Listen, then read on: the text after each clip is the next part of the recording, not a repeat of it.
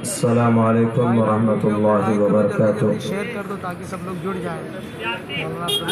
ان الحمد للہ نحمده ونستعینه ونستغفره ونؤمن به ونتوکل علیہ ونعوذ باللہ من شرور انفسنا ومن سیئات اعمالنا من يهده الله فلا مضل له ومن يضلله فلا هادي له ونشهد أن لا إله إلا الله وحده لا شريك له ونشهد أن سيدنا ومولانا محمدا عبده ورسوله أما بعد فأعوذ بالله من الشيطان الرجيم بسم الله الرحمن الرحيم إن هذا القرآن يهدي للتي هي أقوم وقال الله تبارك وتعالى في القرآن المجيد شهر رمضان الذي أنزل فيه القرآن هدى للناس وقال الله تبارك وتعالى يرفع الله الذين آمنوا منكم والذين أوتوا العلم درجات قال النبي صلى الله عليه وسلم خيركم من تعلم القرآن وعلمه وقال النبي صلى الله عليه وسلم من أراد العلم فليتدبر القرآن فإن فيه علم الأولين والآخرين أو كما قال النبي عليه الصلاة والسلام. All compliments, all physical prayer and all monetary worship are for Allah. O Prophet, and Allah's mercy and blessings, peace be upon us and righteous slaves of Allah subhanahu wa ta'ala. I bear witness that no one is worthy except of Allah subhanahu wa ta'ala. In the name of Allah, the most gracious, the most merciful. O my Lord, expand me my breast, is my task for me. Remove the impediment from my speech so they may understand what I say. Udara sarva evete jnani tatme vamaimatam asthita sahiyuktatma mameva muttamam gatim. Om sahina bhavatu sahino bhunaktu sahiviryam karmamahe tejasvana vadidavastuma viddishavahe brahmanantamanadi vishvafurdajam satyam param shasvatam vidyayasya sanatani nigam hridai. Om shanti, om shanti, om shanti. صدر محترم stage پر علماء کرام، دانشوران قوم ملت اور اس قیام انسانیت conference, اس programme کے بینر تلے یہاں پر جمع ہونے والے دینی، ایمانی، سماجی اور ہمارے سیاسی بھائیوں، نوجوان ساتھیوں اور پردے میں بیٹھ کر اس جلسے کو سننے والی ہماری عزت دار ماں اور بہنوں، اس جلسے کی نسبت دستار بندی سے ہے، یعنی حافظ قرآن سے ہے۔ دستار ان حافظ کے، ان طالب علم کے سروں پر باندھی جاتی ہے جو قرآن کریم مکمل طور پر یاد کر لیتے ہیں، اپنے سینے میں محفوظ کر لیتے ہیں۔ ان کے سر پر ان کے اعزاز اور اکرام کے لیے زمینی دنیاوی اعتبار سے ہم ان کے سر پر ایک سفید یا الگ الگ رنگ کے کپڑوں کی ایک دستار باندھتے ہیں ان کے سمان میں، ورنہ ہم ان کا جو حق ہے، ان کا جو اکرام ہے، وہ ان کے شان کے مطابق اس دنیا میں ہم اور آپ نہیں کر سکتے، بلکہ ان کا مقام اور مرتبہ اور ان کا حق اگر ادا ہوگا تو کل قیامت میں اللہ تبارک و تعالی ان کے شان کے مطابق ان کا سمان کرے گا۔ یہ بڑی کامیابی ہے آپ کے اس محلے، آپ کے اس علاقے کے لیے کہ مدرسہ اسلامیہ دارالعلوم اصحاب بدر کے ذمہ داروں نے، حضرت مولانا قاری صاحب نے محنت کر 4 بچے کو حافظ بنایا۔ دنیاوی اعتبار سے ایسا معلوم ہوتا ہے، ہم لوگ جانتے بھی ہیں، عموماً ہمارے ذہن میں ایسا عقیدہ بیٹھا ہوا ہے یہ تو حافظ صاحب ہے، کون سا بڑا عہدہ حاصل کیا ہے، ان کو حقارت کی نگاہ سے دیکھتے ہیں۔ لیکن میرے بھائیوں، ہم ان کے مقام اور مرتبہ کا اندازہ نہیں کر سکتے۔ ہمیں جب پتہ چلے گا جب کل قیامت میں اللہ تبارک و تعالی ان کے والدین کے سر پر سورج سے کہیں زیادہ روشن تاج ان کو پہنائیں گے اور ان حافظ سے کہا جائے گا فَلْيُقَالُ لِصَاحِبِهِ اَيْ لِصَاحِبِ الْقُرْآنِ، قرآن کے یاد کرنے والوں اور قرآن سے محبت کرنے والوں سے کہا جائے گا کہ قرآن کریم جیسے دنیا میں تلاوت کرتے تھے ویسے یہاں میرے سامنے پڑھو۔ دنیا میں تو صرف تلاوت کر کے اس کو رکھ دیتے تھے، کچھ انعام نہیں ملتا ہوگا، لیکن آج قرآن پڑھو جیسے دنیا میں پڑھتے تھے اور جنت کے درجات پر، بلندی درجات پر چڑھتا چلا جاتا۔ جہاں تمہارا قرآن مکمل ہوگا، جہاں تمہارا قرآن پورا ہوگا، وہیں پر تمہارا مقام ہوگا اور تمہارا استھان وہیں پر ہوگا۔ میرے بھائیوں، یہ مقام حافظ قرآن کا ہوگا۔ دنیا کے اندر ہم اس کو کامیاب مانتے ہیں اگر کسی کی پہنچ، اگر کسی کا لنک، کسی کی رسائی کسی بڑے آدمی سے ہے، وہ سمانت ہوتا ہے تو وہ گرو سے کہتا ہے کہ دیکھو میں فلاں آدمی کے ریلیشن میں ہوں، میں فلاں آدمی سے سمپرک میں ہوں، مجھے بڑے عہدیدار نے یا بڑے نیتا جی نے ہم کو سمانت کیا ہے، آپ بڑے گرو محسوس کرتے ہیں۔ لیکن کل قیامت میں اللہ تبارک و تعالیٰ خود جب ان حافظ صاحب کو سمانت کرے گا جو پوری دنیا کا پالنہار ہے، جو کائنات کا کریٹر ہے، جو اس برہمانڈ کا مسبب الاسباب ہے، جو رب العالمین ہے، جو ان اللہ علی کل شیء قدیر ہے، اس کے ہاتھوں سے اگر ان کا وہاں پر سمان ہوگا تو آپ اندازہ نہیں لگا سکتے ہیں کہ وہ کیا مقام اور کون سی گھڑی ہوگی وہ۔ میرے بھائیوں، اور حافظ صاحب کو اللہ تبارک و تعالیٰ اتنی طاقت دے گا، یوں کہے گا کہ حافظ صاحب قرآن پڑھیے اور جنت میں جائیے، اکیلے مت جائیے، اپنے ساتھ 10 آدمی کو جنت لے کر جائیے۔ یہ آفر ہے صرف حافظ کے لیے۔ دنیا میں کوئی ڈاکٹر ہو، پروفیسر ہو، نیتا جی ہو، سی ایم ہو، پی ایم ہو، ادیوگ پتی ہو، کوئی بھی ہو، کسی کو یہ مقام، یہ فضیلت اور یہ آفر وہاں پر پراپت نہیں ہوگا۔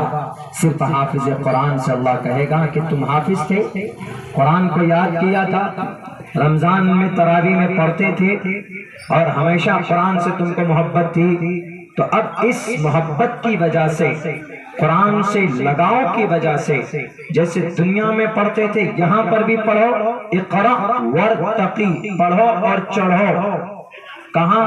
جنت کی سیڑھیوں پہ۔ اور اکیلے مت جاؤ، اپنے ساتھ 10 ایسے آدمی کو اپنے خاندان کا لے لو جن پر جہنم واجب ہو چکی، اگر وہ جہنم میں بھی ہیں تو وہاں سے ان کو نکالو اور پھر ان کو جنت میں لے کے جاؤ۔ کسی کو یہ اتھارٹی ہے، کسی کو نہیں۔ اگر آج کوئی سپریم کورٹ میں یا کسی پریشانی سے آپ کو نکال دیتا ہے، سپریم کورٹ میں کیس جتا دیتا ہے، تو پوری زندگی ان کا گنگان گاتے ہیں کہ بھئی آپ نے ہم نے نئی جیون دان دے دی، آپ نے برے وقت میں ہمارا سہارا دے دیا۔ میرے بھائیوں، تو وہاں پر ہمیشہ کے لیے کوئی کامیاب آپ کو کر رہا ہے۔ آپ جہنمی تھے لیکن آپ کے خاندان میں ایک حافظ بنا، قرآن یاد کیا، اس کی برکت سے، اس کی وجہ سے آپ کو جنت مل جاتا ہے۔ تو ہم تو یہی کہیں گے کہ دنیا کے اندر ہم تو سمجھتے تھے کہ یہ حافظ صاحب ہیں کوئی مقام اور مرتبہ ہے نہیں، لیکن جو مقام اور مرتبہ ان دا ڈے آف ججمنٹ، کل قیامت میں ان کا ہوگا، ان کا سمان ہوگا، وہ آج دنیا میں ہم لوگوں کو معلوم نہیں۔ اسی لیے ضرورت اس بات کی ہے کہ جہاں ہم لوگ دنیا کمانے کے لیے محنت کرتے ہیں، اپنے بچے کو حافظ قرآن ضرور بنائیے، اپنے بچوں کو قرآن کریم کی تعلیم ضرور دیجیے، اور خود بھی قرآن کریم پڑھنا سیکھیے۔ اس سے اللہ کے آپ قریب ہوں گے، اللہ کی قربت حاصل ہوگی۔ ایک آدمی سوال کرتا ہے کہ مولانا ہم اللہ سے کیسے قریب ہوں گے؟ تو اللہ کا کلام ہے، اللہ تبارک و تعالیٰ کا خط ہے یہ قرآن۔ اللہ جب پہلے زمانے میں ایسا ہوتا تھا کہ جب لوگ پردیش میں، جیسے یہی ممبئی میں بہت سے لوگ بہار کے، اتر پردیش کے، بنگال کے رہتے ہیں، جھارکھنڈ کے رہتے ہیں، تو ہوتا کیا تھا، اپنے ماں باپ کو یہاں سے خط لکھ کر بھیجتے تھے، یا وہ بھیجتے تھے، وہ انتردیشی پیلے رنگ کا ایک کارڈ ہوتا تھا، اس پہ سارے احوال لکھ کر بھیجتے تھے کہ بیٹے میں تمہارا ابا، میں خیریت سے ہوں، تم بھی خیریت سے ہوں گے، گھر میں یہ ماحول ہے، ایسا ہو رہا ہے، سارے احوال لکھ کر بھیجتے تھے اور بہت غور سے پڑھتے تھے۔ بلکہ جہاں تک مجھے اندازہ ہے، میں نے دیکھا ہے کہ اگر ان کے کسی رشتہ دار کا خط اگر گھر پہنچتا ہے، بیٹے کا خط گھر پہنچتا ہے، تو ماں باپ پوری فیملی والے بیٹھ کر اس کو پڑھتے تھے، سنتے تھے، اور کچھ لوگ تو روتے بھی تھے کہ میرے بیٹے کا خط ہے۔ یعنی خط، انسانوں کے خط کو پڑھ کر رونا، دل بھر آنا اور محبت سے پڑھنا، تو پھر یہ تو رب العالمین کا خط ہے انسانوں کے نام، اس کو پڑھنا چاہیے، اس کی تلاوت ہونی چاہیے۔ دنیا کے خط خطوط پڑھنے پر کوئی ثواب نہیں ہے، لیکن قرآن اگر آپ محبت سے، اگر آپ اس کو دیکھتے ہیں، اس کی تلاوت کرتے ہیں، اس کو پڑھتے ہیں، نہیں سمجھ میں آتا ہے، لیکن اتنی بات تو ضرور سمجھ میں آ جاتی ہے کہ یہ اللہ کا کلام ہے، یہ رب ذوالجلال کا کلام ہے۔ یہ سمجھ کر اگر آپ اس کی تلاوت کرتے ہیں تو اللہ کے نبی علیہ الصلوۃ والسلام فرماتے ہیں کہ اے لوگوں یاد رکھنا، جو اچھے انداز میں قرآن کی تلاوت کرتے ہیں ان کے لیے 1 نیکی 10 گنا اجر ہے، 10 نیکیاں ہیں، اور جو قرآن کریم اٹک کر پڑھتے ہیں، یعنی کوشش کرتے ہیں پڑھنے کی، اچھا پڑھنے کی، لیکن پھر بھی اٹکتے ہیں، رک کر پڑھتے ہیں، الفاظ کو، ایک لفظ کو صحیح کرنے میں 2-3 مرتبہ اٹکتے ہیں، تو ایسی صورت میں نبی پاک علیہ الصلوۃ والسلام فرماتے ہیں کہ ان کے لیے 2 اجر ہے، ایک قرآن کریم کی تلاوت کرنے کا اور ایک اٹکنے کا۔ یہ صرف قرآن کے ساتھ، اسکول میں بچے سے اگر ٹیچر کہتے ہیں کہ تم ذرا پڑھو، ایک ٹیکسٹ پڑھو، عبارت پڑھو، کیا لکھا ہے اس میں، اگر بچہ اٹک جاتا ہے تو ٹیچر پٹائی کرتے ہیں، کیوں اٹک رہے ہو، تم نے رات محنت نہیں کی اس پہ۔ لیکن قرآن ایک ایسی کتاب ہے کہ جب آدمی اس کو پڑھتا ہے بھاوناؤں کے ساتھ، اخلاص کے ساتھ، محبت کے ساتھ، اور پھر اٹکتا ہے تو اس پر ثواب دیا جاتا ہے۔ تو یہ وہ قرآن ہے کہ جس کے پڑھنے پر، دیکھنے پر، یاد کرنے پر بھلائی نیکیاں ہی نیکیاں ہیں، اور جس کے سینے میں 3,22,000 الفاظ ہیں، کیا ٹھکانہ جناب۔ دنیاوی اعتبار سے ہم ان کو ان کے حقوق کے اعتبار سے ہم ان کو سمان نہ کریں، ان کو عزت نہ دیں، لیکن انشاءاللہ تبارک و تعالی سب سے زیادہ کامیاب کل قیامت میں اگر کوئی انسان ہوگا، انسانوں کی دنیا میں، مسلمانوں کی فہرست میں، تو وہ ایک حافظ قرآن ہوگا، جس کے ماں باپ کے سر پر بھی ایسا روشن تاج پہنایا جائے گا کہ لوگ یوں کہیں گے کہ یہ کون ہے، پوچھے گا، سوال کرے گا کہ میں تو بڑا متقی تھا، میں تو نمازی تھا، نام لیا جاتا تھا، یہ تو کچھ نہیں، کوئی بڑا نام بھی نہیں تھا اس کا، اے اللہ اتنا روشن تاج اس کے سر پر کیوں؟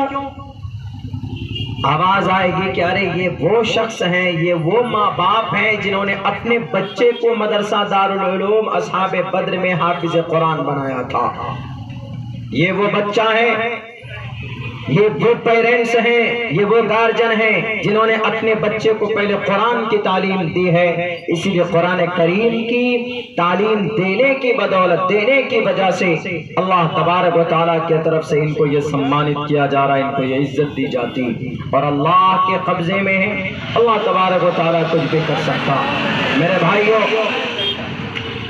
آج یقیناً ہم لوگ بہت محنتی ہیں، اس میں کوئی شک نہیں ہے، لیکن آج ہم لوگ ذلیل اور رسوا ہو رہے ہیں کیونکہ قرآن کریم کے ایک تو پڑھتے نہیں، سمجھتے نہیں ہیں، دوسری بات یہ کہ قرآن کریم کے جو احکامات ہیں اس پر بھی عمل نہیں کرتے.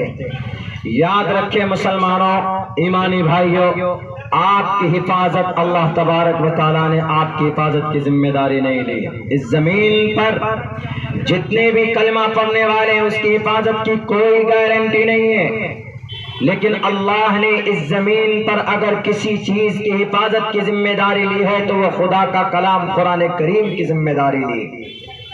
قرآن کی حفاظت اللہ ہمیشہ سے کرتا چلا آیا ہے اور کرتا رہے گا to the day of judgment.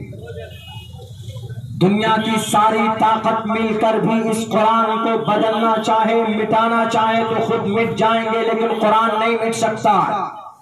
تاریخ گواہ ہے، اسی بھارت کی دھرتی پر انگریز آئے تھے، اسی بھارت کی دھرتی پر انگریزوں نے مدرسوں سے قرآن کریم کے نسخوں کو نکال کر آگ کے حوالے کیا تھا. 1860 سے لے کر 1862 اور 63 تک 3 سال میں تقریباً کئی لاکھ 5 لاکھ قرآن کریم کے نسخے نظر آتش کر دیا تھا. کسی نے کہا کہ یہ مسلمان جو لڑنے آتے ہیں سر پر کفن باندھ کر اپنے دیش کو بچانے کے لیے، تو ان کو طاقت آتی کہاں ہے؟ ان کو طاقت ملتی ہے ان کے قرآن سے جو ان کے پاس ہے، ان کے گھروں کے اندر ان کے پاس 30 پارے کا جو قرآن ہے، ان کو وہاں سے طاقت ملتی.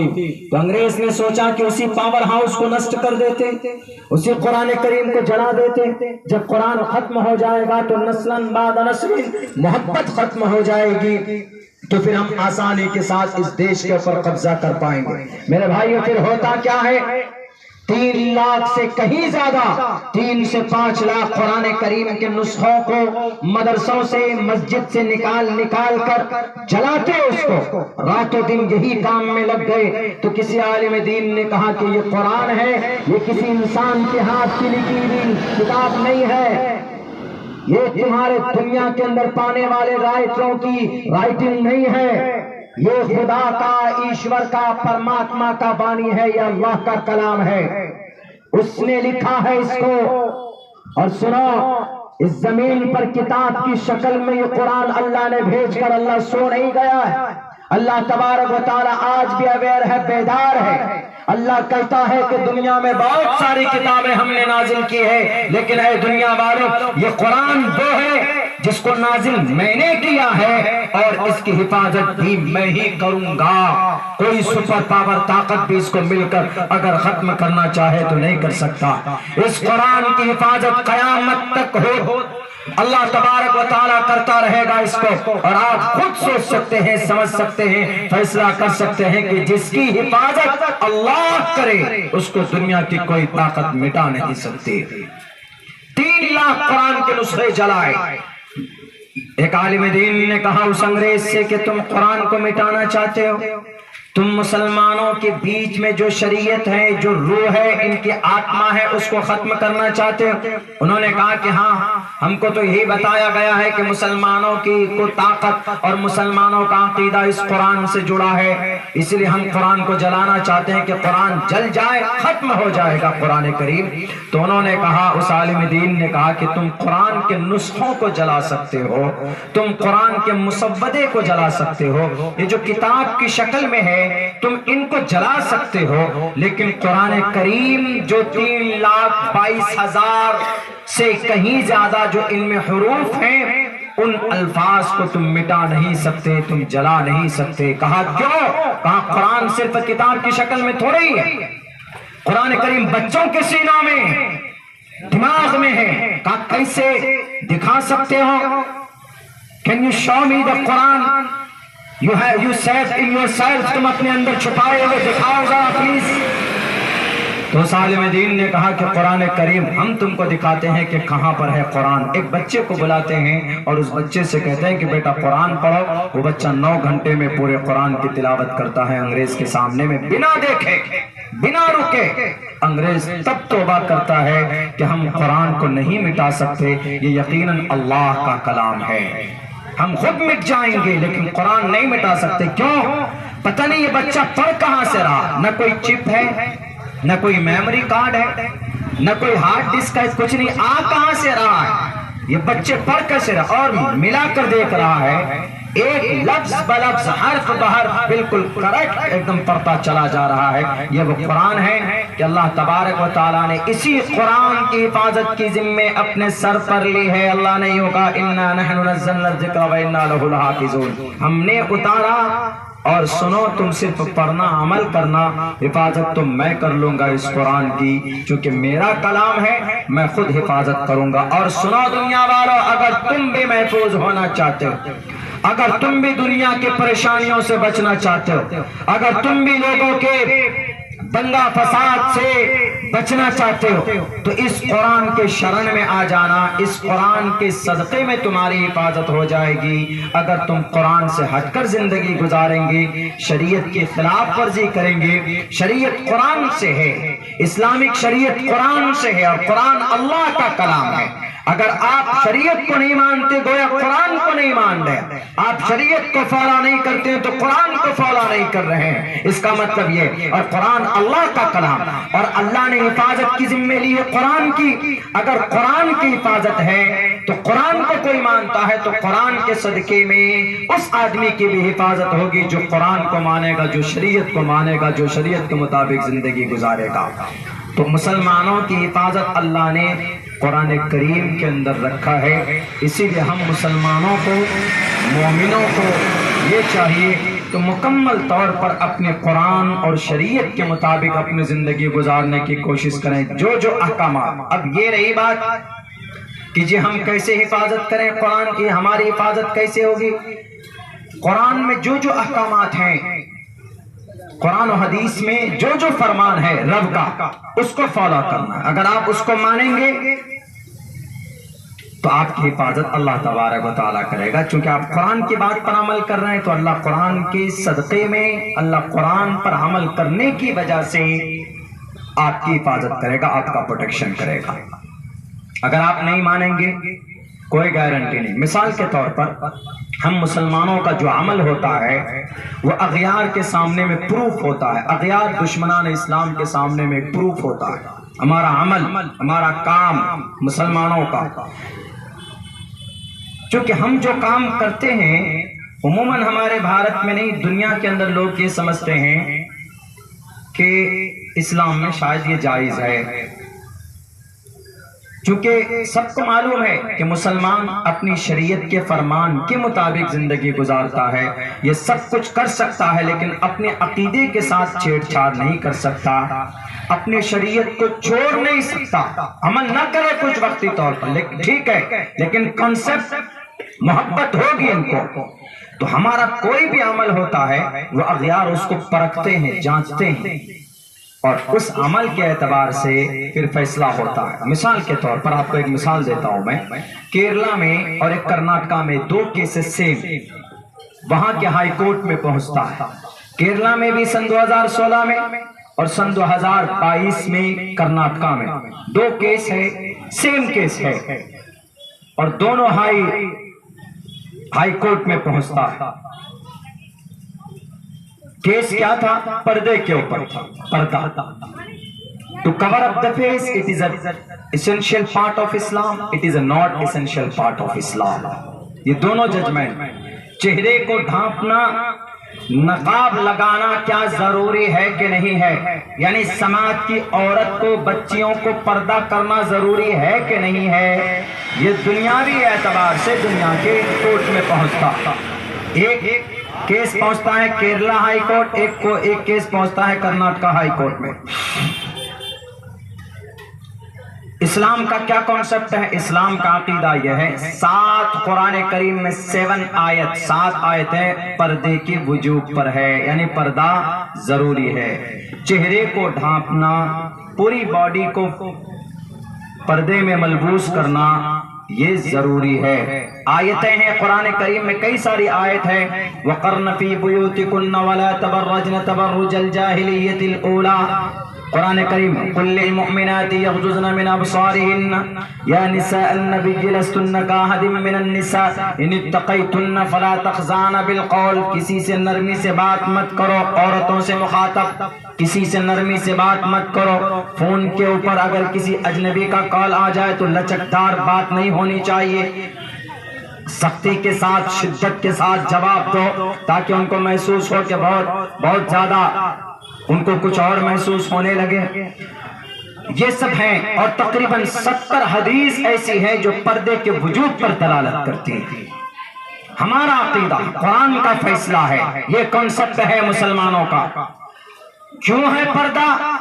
پردہ اس لیے ہے تاکہ عزت محفوظ رہے، تاکہ زنا کم ہو، تاکہ سماج کی بیٹیوں کی عزت و آبرو محفوظ ہو سکے، بے پردگی نہ ہو، برائی نہ ہو۔ مقصد یہی ہے، اسلام کا کوئی بھی حکم بنا مقصد سے خالی نہیں۔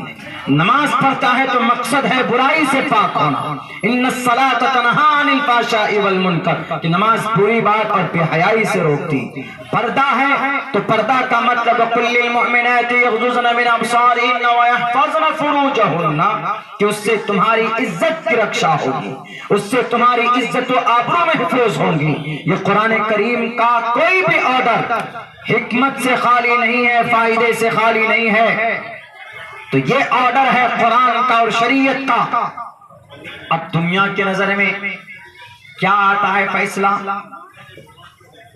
کرناٹکا ہائی کورٹ نے یہ کہا کہ to cover up the face for the Muslim women, Muslim girls, it is an essential part of Islam, یہ اسلام کا ضروری حصہ ہے، because and this message has been written and has been ordered by God, by command of Allah۔ یہ اللہ کا فرمان ہے جو قرآن میں ہے، وہ اس بات کو لکھتے ہیں۔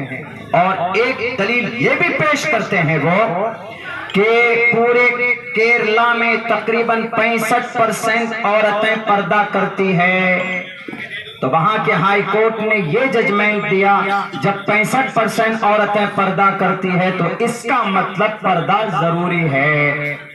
عمل کو دیکھا انہوں نے، پردہ ضروری ہے، تو اسی لیے کہا کہ پردہ، حجاب لگا کر اسکول آنا، پڑھنا، بچوں کو تعلیم دینا، مسلم بچیوں کو، مسلم عورتوں کو، یہ ضروری ہے کیونکہ ان کے قرآن میں ہے اور ان کا عمل بھی ہے۔ اب دوسرا فیصلہ کیا ہے کرناٹکا ہائی کورٹ کا پچھلے سال کا؟ انہوں نے کہا کہ to cover up the face it is not essential part of Islam, it is not command of Islam. انہوں نے یہ کہا کہ اسلام میں پردہ ضروری نہیں ہے۔ کیوں؟ انہوں نے سروے کرایا، انہوں نے سروے یہ کرایا کہ اگر دیکھو جا کر گاؤں سماج میں، شہروں میں، معاشرے میں، کہ کرناٹکا میں کتنی % عورتیں پردہ کرتی۔ جب سروے اور تحقیق کی گئی تو پتا چلا کہ 35%، صرف 35% عورتیں پردہ کرتی ہے، باقی 65% عورتیں پردہ نہیں کرتی۔ قرآن میں لکھا ہوا ہے پردہ کرنا، حدیث میں ہے پردہ کرنا، لیکن انہوں نے جب عمل کو دیکھا کہ عمل اس کے خلاف ہے تو انہوں نے کیا ججمنٹ دیا کہ پردہ کرنا ضروری نہیں ہے۔ اگر ضروری ہوتا تو 35% عورتیں پردہ نہیں کرتی، 65% کرتی، اکثریت پردہ کرتا۔ تو انہوں نے یہ کہا کہ پردہ اگر ضروری ہوتا، یہ عمل مسلمانوں کا، وہ یہ سمجھتے ہیں کہ مسلمان اپنے قرآن و شریعت کے مطابق ہر فیصلہ، ہر عمل کرتے، اور ہم لوگ جب بے عملی کرتے ہیں تو ہم لوگوں کو سوچنا چاہیے کہ ہمارا عمل ترازو میں تولا جاتا، ہمارا عمل دیکھا جاتا۔ اور آپ لوگ جانتے بھی ہیں، جتنے بھی لائر لوگ ہیں وہ بھی جانتے ہیں کہ کورٹ کے اندر میں عموماً وہ جو عینی شواہدین، جو گواہ ہوتے ہیں، وٹنس ہوتے ہیں، ان کی زیادہ مانیتا ہے بالمقابل فورنسک اور کوئی میڈیکل ایویڈنس کے۔ اگر ایک شاہد ہے، آنکھوں دیکھا کوئی وٹنس ہے، وہ اپنی نظروں سے کہتا ہے کہ نہیں میں نے دیکھا اس کو قتل کرتا ہوا، مرڈر کرتا ہوا، میں گواہ ہوں اس بات کا، لیکن اگر فورنسک میں کوئی اور وٹنس ہے کہ بھئی یہ قاتل نہیں ہے تو اس دیکھنے والے کی گواہی مانی جاتی ہے۔ تو 35% عورتیں کیرلا کرناٹکا کے اندر دیکھا کہ صرف 35% عورتیں پردہ کرتی ہیں۔ اسی لیے انہوں نے کہا کہ اگر پردہ ضروری ہوتا تو 65% عورتیں پردہ کرتی، صرف 35% عورتیں نکل کر آئی۔ اس سے صاف پتہ چلتا ہے کہ پردہ ضروری نہیں ہے۔ اسی لیے ہم کہتے ہیں کہ مسلمانوں، آپ کا عمل طے کرتا ہے کہ اسلام کیا ہے، آپ کا اخلاق کیسا ہے یہ طے کرتا ہے کہ مسلمان کس کو بولتے ہیں۔ نماز تو 5 وقت فرض ہے، لیکن بہتر انسان ہونا، نیک انسان ہوگا، اخلاق مند ہونا، یہ 24 گھنٹے فرض ہے آپ کے اوپر۔ آپ نمازی، روزے دار، حاجی سب کچھ ہو سکتے ہیں، لیکن ایک اچھا مخلص ہونا، نیک ہونا، یہ آپ کے لیے زیادہ ضروری ہے۔ ان تمام چیزوں کے ساتھ ساتھ میں اگر ساری چیزیں آپ کے اندر ہیں لیکن آپ کا اخلاق بہتر نہیں ہے، پڑوسیوں کے ساتھ آپ کے معاملات اچھے نہیں ہیں، معاملات آپ کے خراب ہیں، زبان آپ کی گندی ہے، تو اسی صورت میں آپ ایک سچا مسلمان نہیں کہلا سکتے۔ آپ رب ذوالجلال کے فریضے کو ادا دے سکتے ہیں، لیکن آپ ایک اچھا انسان کہنے کے ناطے لوگوں کے بیچ میں نہیں پہچانے جا سکتے۔ اسی لیے میں کہا کرتا ہوں عموماً کہ مسلمانوں، آپ کے بیچ میں جو آپ کا قرآن ہے، اس کا جو فرمان ہے، اس کے مطابق زندگی گزارنے کی کوشش کیجئے گا، تو انشاءاللہ جتنے بھی لوگوں کو اعتراض قرآن پر ہے، جتنے بھی لوگوں کو اعتراض شریعت پر ہے، جو اعتراض کرتے ہیں ان کی کتابوں کے اندر خود بہت ساری باتیں اسلام کی پائی جاتی ہے، جو جن باتوں پر ہم مسلمانوں کا آستھا اور بلیف ہے۔ مثال کے طور پر یہی پردہ ہے، کیا پردہ کہاں نہیں ہے؟ پردہ سناتن دھرم میں نہیں ہے؟ کیا پردہ جوڈائزم میں نہیں ہے؟ پردہ کرسچینٹیز میں نہیں ہے؟ پردہ وہاں پر بھی ہے۔ یتر نار یستو پوجنتے رمنتے تتر دیوتا تتر تاستو نہ پوجنتے نہ رمنتے نہ تتر دیوتا۔ اس زمین پر عورت کا سمان کرو، پردہ کرو، ان کو محفوظ رکھو، گھر میں ان کو بے پردہ مت کرو، رسوا مت کرو۔ آپ اپنے بچیوں کو گھر کے اندر عزت کی زندگی دیں، ان کو پردے کی اہمیت بتائیں کہ اے بیٹی تم عورت ہو، تمہارے لیے پردہ ضروری ہے۔ اور یہ جو میڈیا والے چیخ کر بولتے ہیں کہ اگر بیٹیوں کو پردہ کرائیں گے تو یہ ترقی کیسے کرے گی؟ کیا پردے میں رہ کر بیٹی ترقی نہیں کر سکتی ہے؟ کیا پردے میں رہ کر بیٹی ڈاکٹر نہیں بن سکتی ہے؟ کیا پردے میں رہ کر بیٹی MBBS اور MD UPSC کوالیفائیڈ نہیں کر سکتی؟ کیا پردے میں رہ کر بیٹی ہمارے نیٹ کا ایگزام کریک نہیں کر سکتی ہیں؟ کر سکتی ہیں اگر ہم گارجن چاہیں تو۔ اگر آپ شریعت کے دامن کو پکڑ کر چلتے ہیں تو اللہ تبارک و تعالی آپ کی زندگی کے اندر برکت بھی عطا فرمائے۔ لیکن آج ہوتا کیا، بچیوں کو چھوڑ دو، جہاں جا رہی ہیں بچیاں، ابھی ہمارے آفتاب بھائی بتا رہے تھے کہ بڑی چھوڑ دیتے بچیوں کو، جہاں جانا ہے جاؤ، جو کرنا ہے کرو۔ بچیاں پڑھ رہی ہیں، ان کے اوپر ان کا کوئی پروٹیکشن نہیں، کوئی حفاظت نہیں، بچی کدھر جا رہی ہے کوئی فکر نہیں ہے۔ میرے بھائیو، آپ اپنے اولاد کے بارے میں ذمہ دار ہیں۔ کلکم رائن و کلکم مسئول عن رعیتہ۔ اگر آپ کی اولاد کوئی غلط کام کرتی ہے، کوئی گناہ کا کام کرتی ہے، اور آپ کوئی بھی فکر مند نہیں ہے اس کے بارے میں، تو وہ گناہ جو کریں گے پہلے گناہ آپ کو لکھے گا، بعد میں اس بچی کے ماتھے پہ۔ کلکم رائن و کلکم مسئول عن رعیتہ۔ کتنی اچھی بات کی پردے کے تعلق سے۔ تو ہم مسلمانوں کا عمل طے کرتا ہے کہ یقیناً ہم لوگ سچا مسلمان ہیں کہ نہیں ہے۔ ہم جو عمل کرتے ہیں وہ لوگ پرکھتے ہیں اس پر، ورنہ خواہ مخواہ ایک ہوا ہے قرآن کے بارے میں، شریعت کے بارے میں، کہ نہیں جی یہ قرآن ہے، شریعہ قانون ہے، 1450 سال پہلے آیا، آج کے زمانے میں اس قرآن کی کیا ضرورت، آج کے زمانے میں حافظ قرآن بنانے سے کیا ملے گا؟ 1450 سال پہلے قرآن نازل ہوا تھا، آج کے ماڈرن زمانے میں کیا یہ قرآن پڑھ کر ہمارا بچہ دنیاوی اعتبار سے اسٹرانگ ہو سکتا ہے، مضبوط ہو سکتا ہے؟ شاید آپ کو معلوم نہیں ہے، دنیا کے اوپر قرآن پڑھنے والے حافظ قرآن کا احسان رہا ہے۔ دنیا کے بڑے بڑے سائنسداں، دنیا کے بڑے بڑے ڈاکٹرز، دنیا کے بڑے بڑے پروفیسر، دنیا کے آئی سرجن اور ڈاکٹروں کا امام ملا، دوائی کو بڑے بڑے جو وائرس پیدا ہوئے، چیچک جیسی مہلک بیماری کی کھوج کرنے والا مدرسے میں پڑھانے والے علماء کرام تھے، جن کو ڈاکٹر ابو بکر محمد بن زکریا الرازی کے نام سے جانا جاتا ہے۔ کون تھے یہ کسی یونیورسٹی کے پروفیسر نہیں تھے، بلکہ مدرسے سے ہی پڑھے، حافظ قرآن بنے، اس کے اوپر ریسرچ کیا۔ ہمارے پاس جو قرآن ہے، اس قرآن میں صرف برکت حاصل کرنے کے لیے چیز نہیں ہے کہ نہیں جناب یہ قرآن ہے تو ہم صرف تلاوت کریں گے تو اس قرآن کریم سے تو ہم کو فائدہ ہوگا۔ کیا دنیاوی اعتبار سے یہ قرآن گائیڈ لائن نہیں کرتا ہے؟ کیا رہنمائی نہیں کرتا ہے؟ کرتا ہے۔ صرف عبادت کے لیے قرآن نہیں ہے، مسئلہ مسائل کے لیے قرآن نہیں ہے، قرآن ہر چیز کے لیے، ہر فیلڈ میں، ہر مسئلے میں، ہر جگہ پر قرآن رہنمائی اور رہبری کرتا ہے۔ اللہ کے نبی کی حدیث فرماتے ہیں من اراد العلم، کوئی آدمی اگر علم حاصل کرنا چاہتا ہے، کوئی آدمی اگر علوم فنون حاصل کرنا چاہتا ہے، اس کو چاہیے کہ فلیتدبر القرآن، قرآن کے اوپر غور کرے۔ کیوں جی؟ فَإِنَّ فِيهِ عِلْمَ الْأَوَّلِينَ وَالْآخِرِينَ، اس میں اس دنیا کا ایجوکیشن بھی ہے، مرنے کے بعد کی بھی تعلیم ہے۔ یعنی اگر آپ قرآن کو بھاوناؤں سے، محبت سے تلاوت کرتے ہیں تو نیکی آخرت کے لیے، اور اس دنیاوی اعتبار سے اس پر اگر ریسرچ کرتے ہیں قرآن کریم پر، تو دنیاوی اعتبار سے بھی آپ کے سمسیا کا سمادھان۔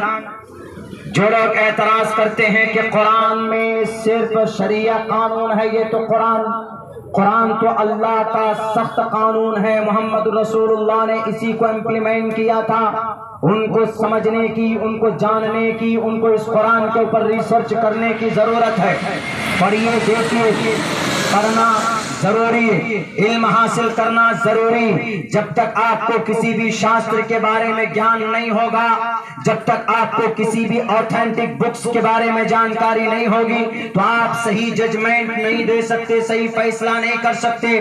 لوگوں کے بیچ میں ایک ہوا بنایا گیا ہے کہ یہ قرآن اللہ کا سخت قانون ہے، اس قرآن میں عورت کے حق حقوق لوٹے گئے ہیں، اس قرآن کریم کے اندر جہاد کا قانون ہے، اس قرآن کریم میں لب جہاد کا آرڈر ہے، اس قرآن کریم کے اندر پردے میں رہنے کی پرمیشن، رہنے کی سخت قوانین اس قرآن میں ہے۔ یہ ساری باتیں غلط ہیں، غلط فہمی ہے اور غلط سازش کے تحت لوگوں کے بیچ میں میڈیا کے پلیٹ فارم سے، میڈیا کے ذریعے سے دنیا کے اندر اس قرآن کو بدنام کرنے کی ایک سازش چلی۔